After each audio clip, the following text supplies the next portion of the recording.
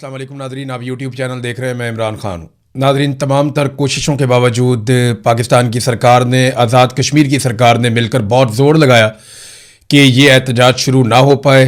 जो पहिया जाम हड़ताल की एक कॉल है जॉइंट अवामी एक्शन कमेटी की, उसके ऊपर लोग ना निकलें, लेकिन कामयाबी मिली नहीं।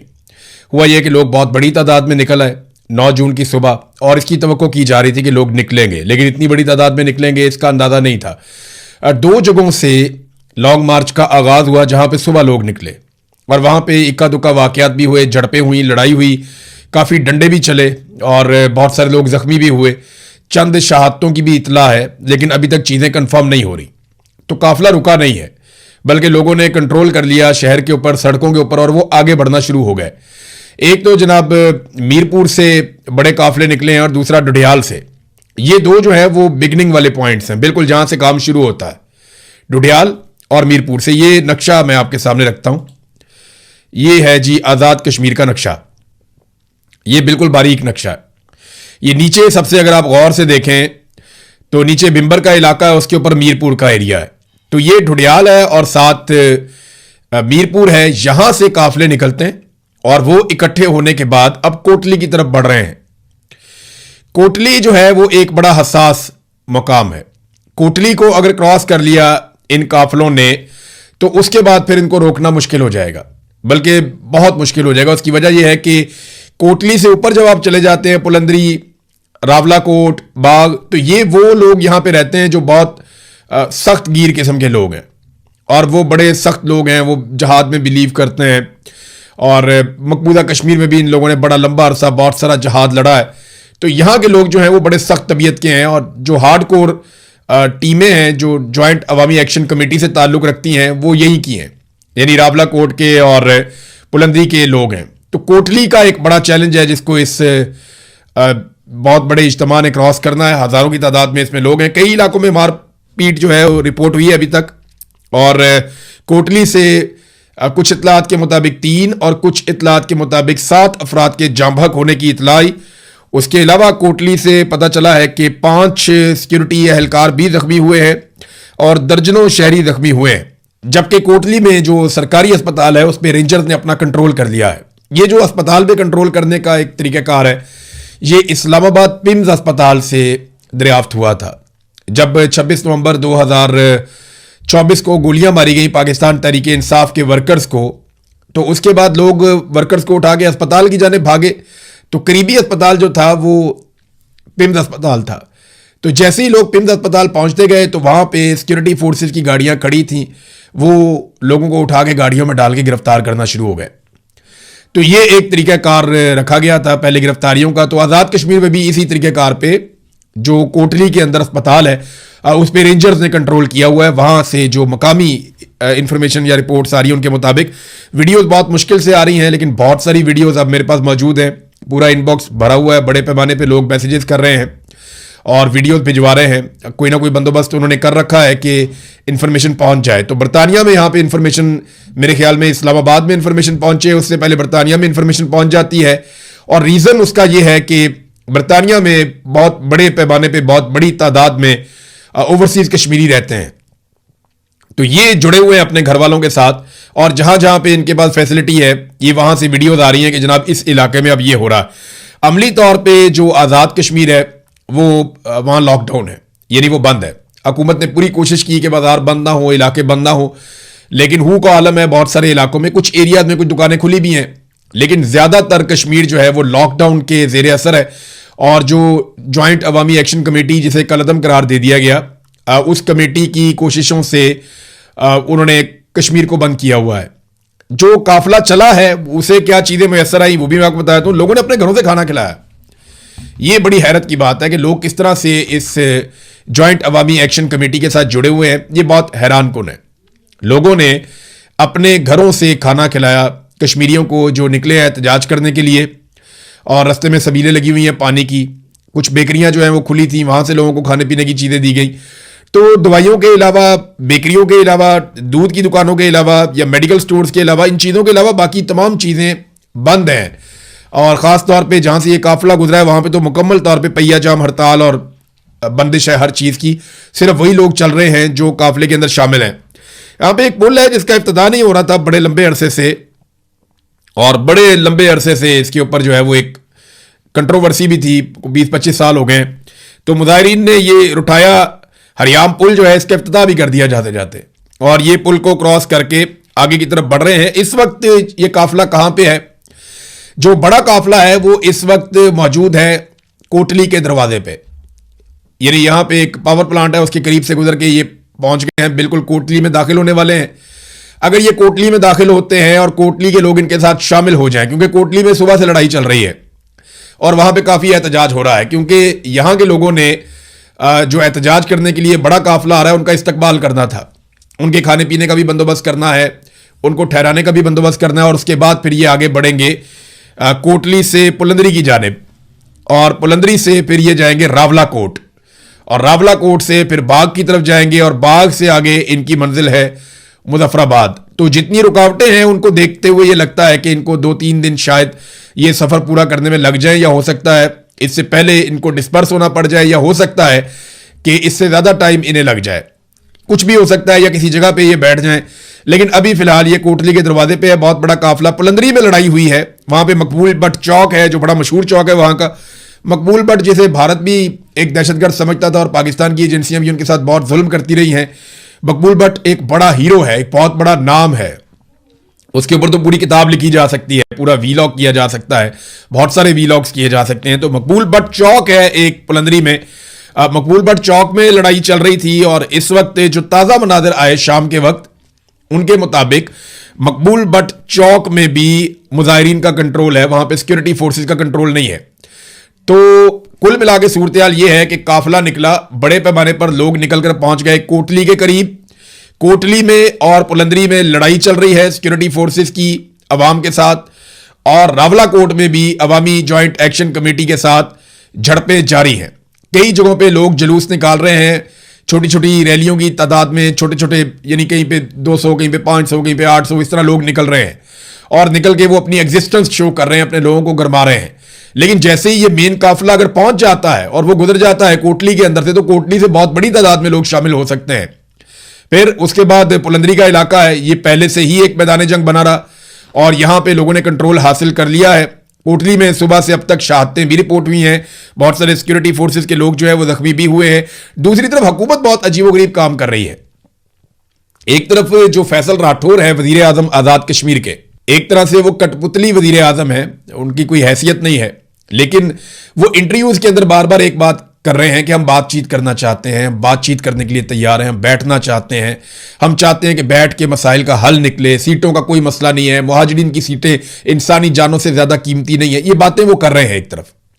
लेकिन वो मुज़ाकरात करना किन के साथ चाहते हैं? क्या वो मुज़ाकरात करना चाहते हैं उन लोगों के साथ जिनके नाम उन्होंने 1-1 करोड़ रुपया हर एक के सर के ऊपर इनाम रख दिया? ये 4 लोग हैं, इनके सरों के ऊपर इनाम रख दिया गया।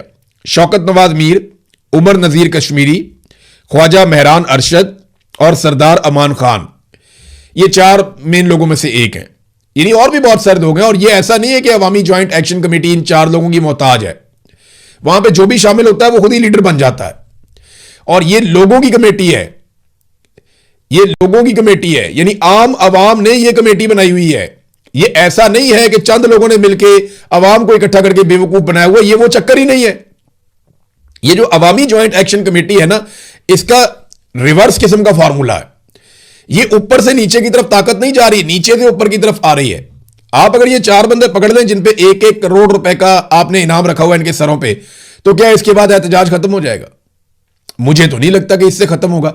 एहतजाज खत्म होगा बातचीत के जरिए से, या ताकत के बहुत अंधे इस्तेमाल के जरिए से, कि आप बहुत सारे लोग मार दें, बहुत तबाही फैला दें, आप एक ऐसी नफरत का बीज बो दें जो तनावर दरख्त बनेगा ही बनेगा।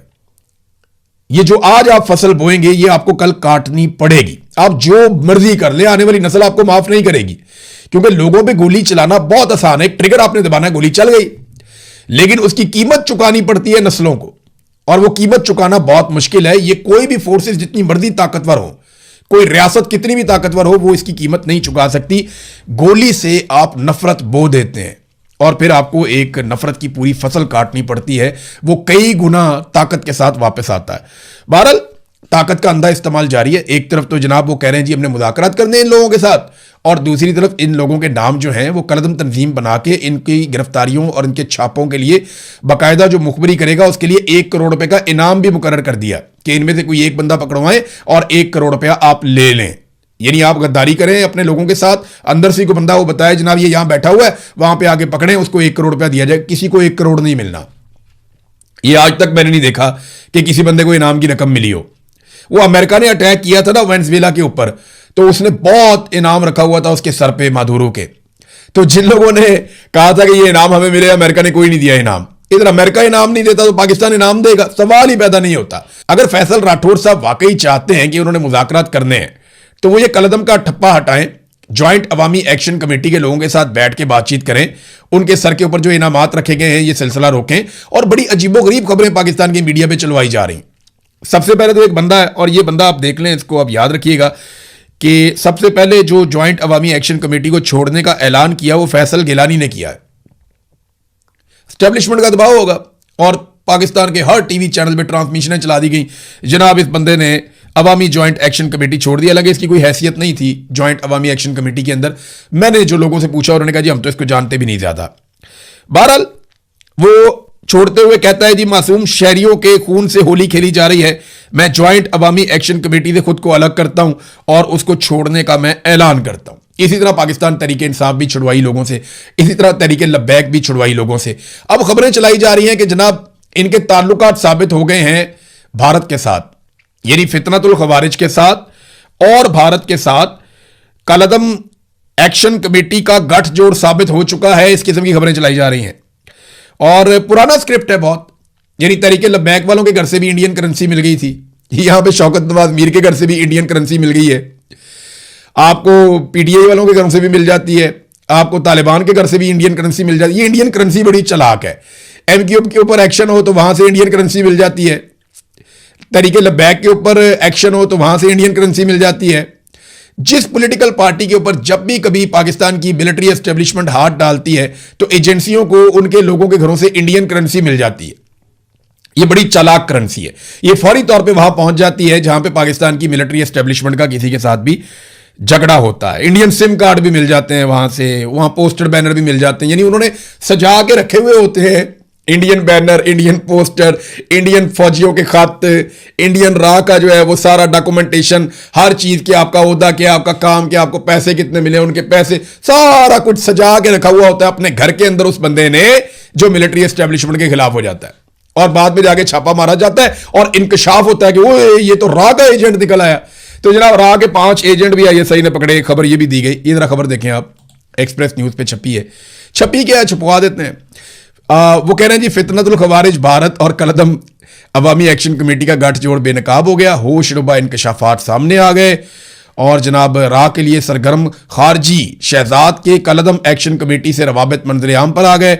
जनाब राह के बंदे पकड़े गए। राह के जो बंदे हैं वो 5 बंदे, उनका पता चल गया कि ये राह के हैं। आईएसआई ने कार्रवाई की और जनाब यही बंदे जो राह के साथ ताल्लुकात रखते हैं, यही बंदे अवामी ज्वाइंट एक्शन कमेटी के भी मेंबर हैं। ये जनाब अब इस किस्म की खबरें चलवाई जा रही हैं। तो ये पुराना स्क्रिप्ट है, पुरानी खबरें हैं, कोई नई चीज इनमें नहीं है, ये हमेशा से यही होता रहा है। तो जब आपने मुज़ाकरात करने हो तो फिर आपको कम से कम दिल बड़ा करना पड़ेगा, उन लोगों को मौका देना पड़ेगा कि वो आकर बैठते आपसे बात करें। जो वजीर आज़म है आज़ाद कश्मीर का, वो इस्लामाबाद से वापस कश्मीर जाने के लिए तैयार नहीं है, वो इस्लामाबाद में बैठे हैं, वो कश्मीर जा ही नहीं रहे।